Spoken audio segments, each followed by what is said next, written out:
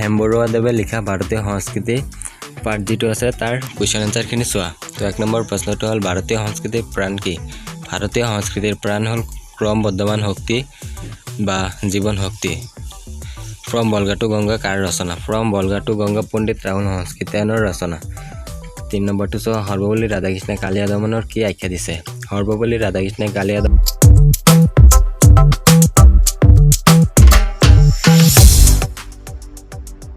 দমনৰ আৰ্য অনাৰ্যক সংস্কৃত কৰাৰ প্ৰতীকধৰ্মী নৃত্য বুলি আখ্যা দিছে।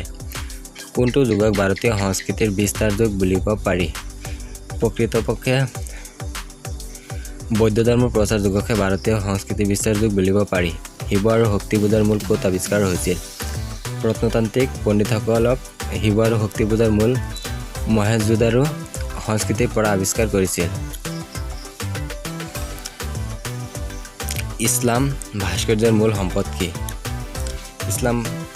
ইছলামীয় ভাস্কৰ্যৰ মূল সম্পদ হ'ল গঠন, সৰলতা আৰু সূক্ষ্মতা। 7 নম্বৰটো চোৱা, অজন্তাৰ ছবিবোৰত প্ৰকাশ পোৱা ভাৱবস্তু দুটা কি কি? তো অজন্তাৰ ছবিবোৰত প্ৰকাশ পোৱা ভাৱবস্তু দুটা হৈছে সন্ন্যাস জীৱন, আনটো সমূহীয়া জীৱন। গান্ধীজীয়ে নতুন যুগৰ ভাৰতীয় সংস্কৃতি কেনেকুৱা হ'ব লাগে বুলি মত প্ৰকাশ কৰিছে? গান্ধীয়ে নতুন যুগৰ ভাৰতীয় সংস্কৃতি সম্বন্ধীয় বস্তু হ'ব লাগে বুলি মত প্ৰকাশ কৰিছে। 9 নম্বৰটো চোৱা, সুকুমাৰ কলাৰ ভিতৰত কোনটো শিল্প বেছি স্থায়ী? সুকুমাৰ কলাৰ ভিতৰত শিল্পক বেছি স্থায়ী বোলা হয় বা কিতাপৰ মতে চিত্ৰশিল্পক বেছি স্থায়ী বোলা হয়। 10 নম্বৰটো চোৱা, হেমবৰুৱা সাহিত্য চৰ্চাৰ সম্পৰ্কে 5টিমান শব্দৰ ভিতৰত এটি পৰিচয় দিয়া। অসম ভ্ৰমণ কাহিনী লেখক আছিল হেমবৰুৱা। তেওঁ মুঠ 35খন গ্ৰন্থ ৰচনা কৰিছিল। মমতাৰ চিঠি, আইতা, জাৰৰ দিনৰ সপোন আদি তেখেতৰ বিখ্যাত কাব্য। কালিচন্দা 1959 চনত আৰু মনময়ূৰী 1965 চনত তেওঁৰ কবিতা সংকলন।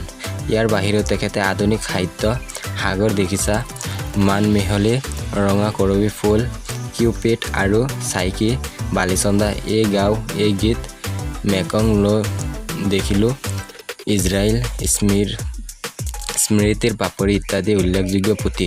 বৰুৱাদেৱ the red river and the blue hill নামৰ ইংৰাজী গ্ৰন্থ ৰচনা কৰিছিল।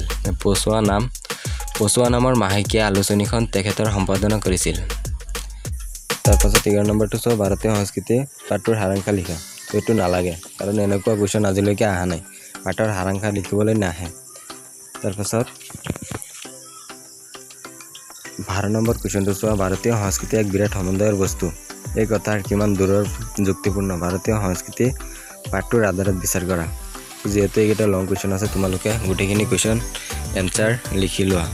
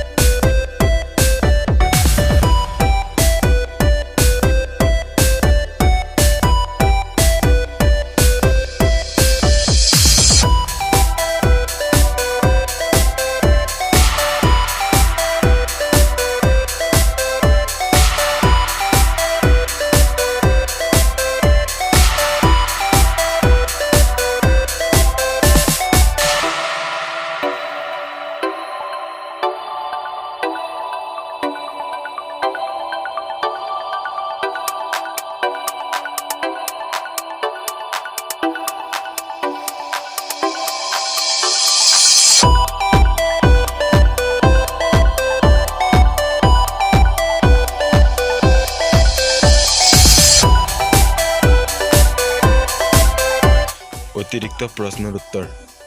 1. হেমবৰুৱাদেৱৰ কেতিয়া আৰু ক'ত জন্ম হৈছিল? 1915 চনত তেজপুৰ হেমবৰুৱাদেৱৰ জন্ম হৈছিল। হেমবৰুৱাদেৱে অসম সাহিত্য সভাৰ কোনখন অধিৱেশনৰ সভাপতি আছিল? 1972 চনত ধুবুৰীত অনুষ্ঠিত হোৱা অধিৱেশনৰ সভাপতি আছিল হেমবৰুৱাদেৱ।